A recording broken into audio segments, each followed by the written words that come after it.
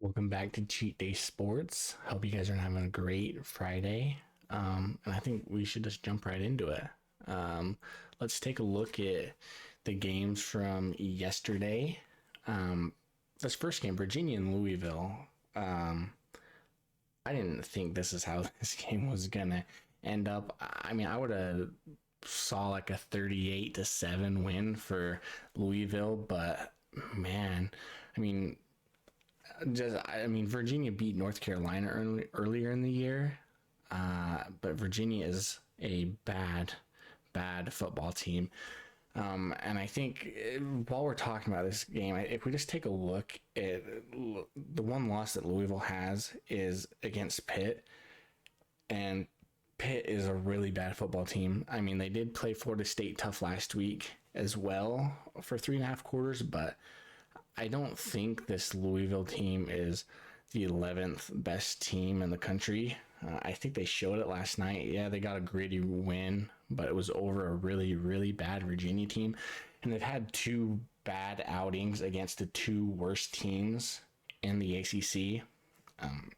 So at this point, I think Louisville and Florida State are going to meet up in the conference championship game. But after watching that game last night, I don't see Louisville having any way of beating Florida State. I think Florida State's it's the ACC is theirs to lose now. I think they're gonna have a clear shot to the playoff. I think it's pretty easy for them to win out and win the conference championship. And I think they're a shoe-in just with how their conference is lining up. And after seeing this game last night, it's Florida State's conference to lose. But shout out to Louisville for getting the win. And then if we just look at this other Southern Miss and Louisiana Raging Cajuns, I picked the Raging Cajuns to get this win, but shout out to Frank Gore Jr. Didn't get a chance to watch this game, but Southern Miss pulls it out in OT. And shout out, for getting your second win in conference play, and they look pretty good. But first off, what has popped up today is Jim Harbaugh is being suspended for the last 3 games of the season, which it's by the Big Ten. It's not by the NCAA, and I don't understand what the NCAA is waiting for. If people are saying they have the video evidence, they have the things that they need. I don't know what they're waiting on, or maybe the evidence isn't as strong as they think it is. But I don't like these 3 games, and it's just the 3 regular season games that are left and like they're in conference play. So if Michigan were to make it to the conference championship, which I think it's more than likely to happen, I don't think Harbaugh is going to be suspended for those. And if they make it to the playoffs, so I don't understand this. He's already suspended for 3 games at the beginning of the year for the whole cheeseburger incident, which was dumb. And now he's suspended the last 3 games of the season. I just think if you're gonna try to crack down on them, actually crack down on them. After seeing this from the Big Ten, I don't think the NCAA is actually gonna do anything.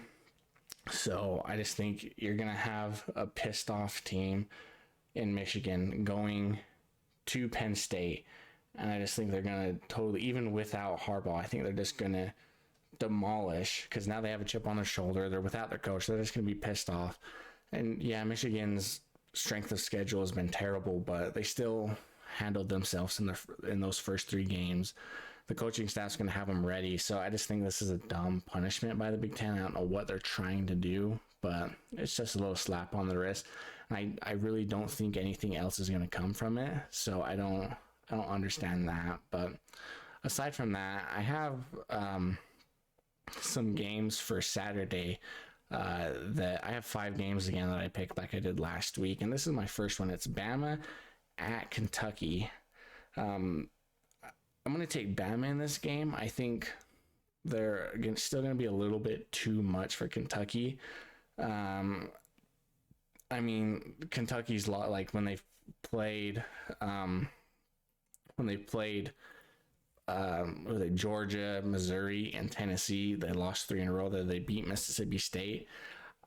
I don't see. This could maybe have a little bit of an upset chance, but I'm going to take Bama in this game.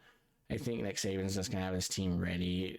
I don't see it being that hostile of an environment in Kentucky, so I'm just going to take Bama in this game. And then for my second game, it's Texas Tech going to Kansas, and I actually have Texas Tech pulling the upset over Kansas. I don't think Kansas is that great of a football team. If you look at their resume, they got shot clear up when they beat Oklahoma, and I don't think they really deserve the ranking that they have, because they've against a bad BYU team. BYU was in that game. I think Kansas is a little bit of a fake team, and Texas Tech at the beginning of the year, they played Oregon tough. They haven't had some games go their way, but I'm going to take Texas Tech to get the upset in this game. I'm pretty confident in that. I mean, if I was a betting man, which I'm not, I would put some money down on Texas Tech to come away with that win. If we look at the third game for my picks, I have Arizona at Colorado. Colorado played Oregon State tough last week. Oregon State's defense was a little too much, and I think the same thing's going to happen in this game. Arizona has a really good defense, and their offense is a lot better than Oregon State's is. And I think Colorado's just going to really struggle with them this game. So I'm going to take Arizona in this game. They're looking really hot. And then next week, Arizona plays Utah. I mean, if some things swing their way, if Utah drops their game to Washington, and Arizona could end up beating Utah next week, Arizona has a path to the Pac-12 championship, which nobody, I think, thought at the beginning of the season. But I'm going to take Arizona in this game. That's a pretty solid lock for the week. If we look at our next one, if we get that out of the way, I have Stanford at Oregon State. I know Corvallis is a pretty tough place to play, but Stanford, Troy Taylor, I think give him a couple years, Stanford could make some noise, especially with them moving over to the ACC, which is a little bit weaker conference, at least this year, than the Pac-12 is. But I think Stanford could pull an upset, but it all depends on what Oregon State team comes up to play. I mean, I have it written down here. I had Stanford upsetting Oregon State, but I'm looking at it. I'm going to take Oregon State, but I think Stanford has a chance to win. If you just, given Oregon State's defense is really good, but I just think if Stanford can get their passing game going, like they have shown this year, it has been against some weaker defenses in USC and things like that, but they can throw the ball. So I think if they can get that going, they have a chance to pull the upset at Corvallis. But I'm going to go Oregon State in this game. With Stanford, I'm going to give them like a 15% chance they could pull the upset. But I like Oregon State in this game. And for my last game, I have Duke at North Carolina. I think North Carolina is not a good football team, and we saw them when they lost to Virginia. And then they lost to Georgia Tech too. But that Virginia loss just proved to me North Carolina, yeah, they're 7-2, but they shouldn't be ranked at all. And Duke, given Riley Leonard is still out, I still like Duke. I think they're a scrappy team. I still think they have ways to win. And even with Riley Leonard out, Duke's a lot better football team than Virginia is. So I'm going to take Duke to get the win in this game. And I think that's a pretty solid lock for me. But yeah, that closes out my 5 picks for the week. Let me know what you guys think down in the comments. What you guys think the scores, or who do you think are going to win and who's going to lose those games. But we do have some football games tonight. And if we take a look, we have North Texas taking on SMU. SMU's pretty good. I've gotten to watch them a couple times. The last game I watched is when they played Temple. and they won. It was what, 55-0, I think, when they played Temple. So SMU's got a solid football team. They have a couple losses. They lost to Oklahoma earlier in the year, but I mean, for the American, they're a pretty good team in the American. I mean, it's a race between Tulane, SMU, and I think UTSA, the Roadrunners, I think are all 5-0 in conference play. But I'm going to take SMU in this one. North Texas isn't a very good football team this year. And I just think SMU's offense is going to be too much for them. So I'm going to take SMU in this game. And then we have Wyoming taking on UNLV. In the beginning of the year, I thought Wyoming was just going to run the Mountain West, especially when they beat Texas Tech.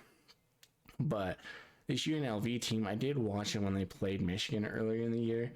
I think Michigan beat them 35-7, but this UNLV team is pretty good, at least for like in the Mountain West. They've done really well. I'm going to take UNLV in this game. I just think they're a pretty hot team right now. Their offense is showed like they can go out there and score points. Their defense is good enough to win the games too, and I just think they'll be a little bit too much for Wyoming. It is a home game for UNLV, so I'm just going to take them to get the win in this.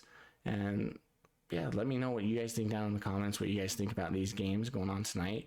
And yeah, I think that's all I have. If you guys have any comments, what you guys think about the whole Harbaugh, Michigan, Connor Stallions saga going on right now, let me know what you guys think in the comments. But I hope you guys all have a great cheat day.